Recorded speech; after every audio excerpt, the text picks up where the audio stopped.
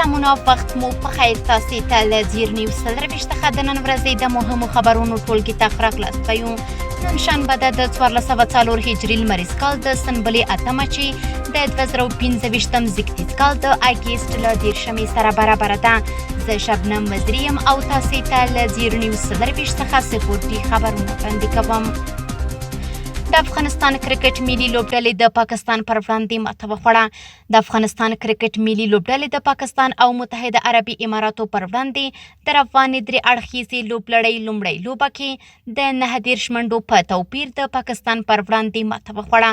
که څه هم د لوبې لومړۍ پاڼۍ په ښه ډول ترسره شوه، خو افغان لوبډلې د لوبې په وروستي اور کې خپل ټول لوبغاړي له لاسه ورکړل او ونه توانېده ټاکلي هدف ته ځان ورسوي.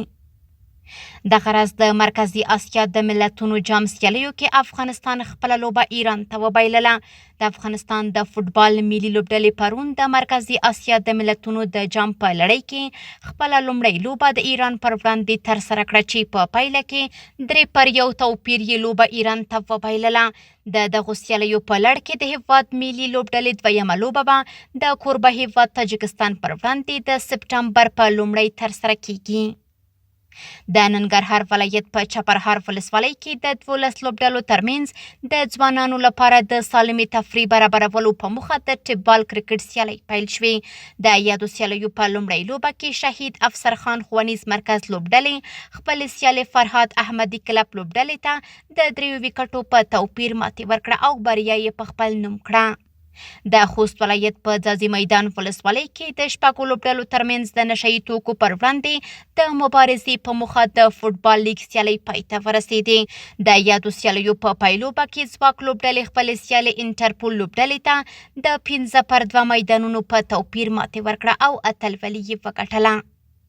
د سپورټ له ډګره وروستی خبر همدا چې د کندوز ولایت په خان اباد ولسوالۍ کې د نوي پهلوانانو ترمنځ د کوروش ازادي سیالۍ وشوې چې یوه ورځ یې دوام وکړ.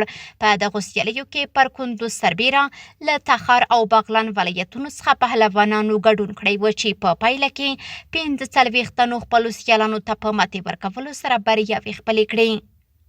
سپورټي خبرونه هم دومره و. په خپل رسنیو باندې فیسبوک، انسټاګرام، ایکس یا پخوانی ټویټر، یوټیوب او ټیک ټاک زموږ خپرونې خوښئ او موږ تعقیب کړئ. ادرس یې زیر نیوز 24 تر سبانۍ خپرونې. د الله په امان.